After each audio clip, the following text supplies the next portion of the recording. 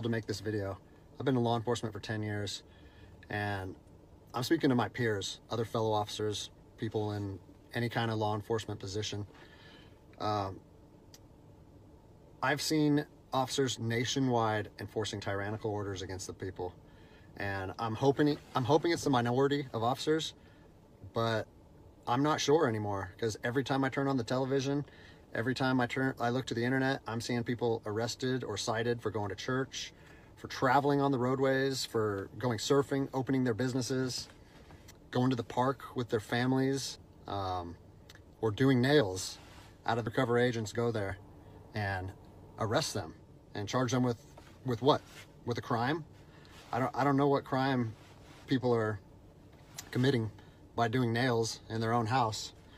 But we're seeing this more and more and more, and we need to start looking at ourselves as officers and thinking, is what I'm doing right? Now, I want to remind you that regardless of where you stand on the coronavirus, we don't have the authority to do those things to people just because a mayor or a governor tells you otherwise. I don't care if it's your sergeant or your chief of police. We don't get to violate people's constitutional rights because somebody in our chain of command tells us otherwise. It's not how this country works. Those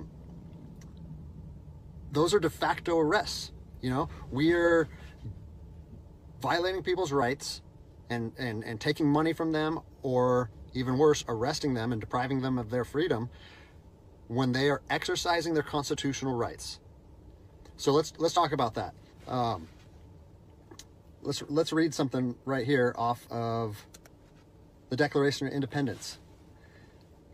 All men are created equal. Among these, we have the right to life, liberty, and the pursuit of happiness. That to secure these rights, governments are instituted among men, deriving their power from the consent of the governed, meaning our power and any government official's power is derived from the people. Okay? We don't hold power over our citizens. It's contradictory to everything that our country stands for.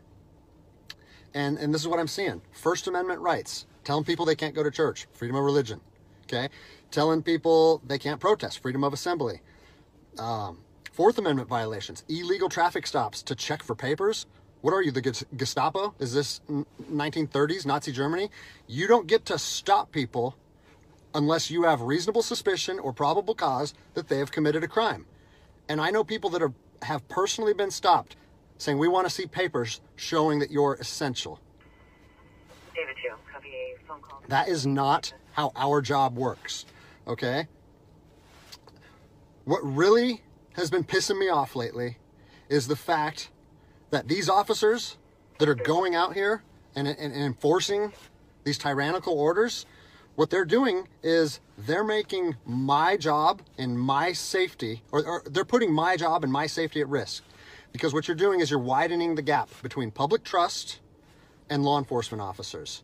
And what that's going to do is it's going to, I mean, look what's happened to law enforcement in the last 10 years. Less and less public trust, and more often than not, that is a result of isolated incidents that get blown out of proportion. They're not isolated anymore. They're happening every single day. And the thing that I want you guys to realize is that our power that we hold as law enforcement officers is nothing more than a facade. It's a badge and a gun. And people, you don't realize, if you haven't lived in anarchy, if you haven't seen combat, things can be stripped from people in a heartbeat. And that's what I'm afraid of. I'm afraid that these actions are going to wake a sleeping giant, i.e. the American people, okay? They are going to be put in a position where they won't have their rights trampled anymore. And us as law enforcement officers, we'll have our ability to enforce the law stripped from us in about 10 minutes, okay? I think what is going to happen if this continues is we're going to see bloodshed in the streets, okay? I don't want to see bloodshed in the streets on either side of this coin. I don't want to see fellow officers get injured or killed, and I certainly don't want to see citizens get injured or killed. And I promise you, most of you out there doing these these tyrannical acts against our citizens, you're not ready for combat. You're not mentally or physically ready for combat in the first place. I promise you, you don't want to go through that. And I hope I never have to go through that again.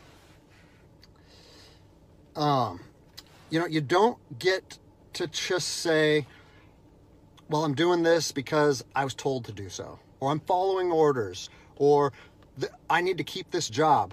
Guess what? I need to keep this job more than anybody. I have 3 young children. I have 2 houses. Like, I have the same sob story that the rest of you guys have. But my personal choices and my living arrangements, no matter what they are, don't allow me to trample on people's rights. And I don't understand why that concept is so hard for people to understand. Listen, you need to stand up for what's right. You need to, if you're part of a department or an agency that is asking people or asking their officers or their deputies to impose on people's rights and infringe on their freedoms, you need to step up and say, no, that's not me. That's not what I signed up for, and that's going against my oath. And if that costs you your job, so be it. At least you'll be able to look at yourself in the mirror at night. I've already expressed this to my department. And luckily for me, I come from a department that I feel like my chain of command shares my view, but I don't care what department you're part of or what your chain of command thinks. You don't get to trample on people's liberty. And so, you know, as a special operations veteran, I've fought on the streets of Iraq under the U.S. government's guise of freedom. And I'm telling you what, the American people are going to be, you are going to wake a sleeping giant, and they are going to fight 10 times harder for their freedom on their soil than anything you've ever seen before. And if that's something you're willing to face, then keep trampling on people's rights. But I promise you, the American spirit of defiance is going to rise again, and it's going to be a big problem for our country. So I'll leave you with this, something that I learned as an E-nothing in the Army. No matter what situation you're put in, if you look inside of yourself and ask yourself one question, am I doing the right thing? You ask yourself that, you know the answer. And no amount of money or no order or law or anything should be able to make you go against doing the right thing. So I'm imploring officers to look inside themselves and ask themselves, is this what I want to be doing to my citizens? And I think the answer is clear. And if we all stand up together, guess what? It'll be a non-issue, no factor, because people and law enforcement will be united like we should be.